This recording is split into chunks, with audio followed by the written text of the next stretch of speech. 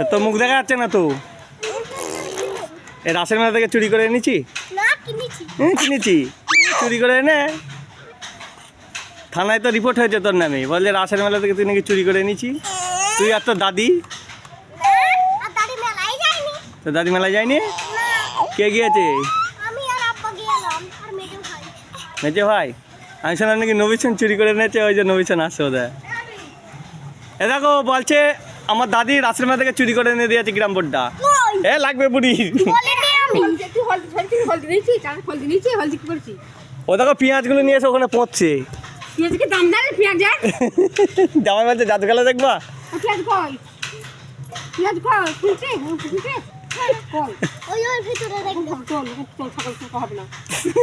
মার ওকে। জামাই বলছে জাদু খেলা দেখবা। ওই দেখো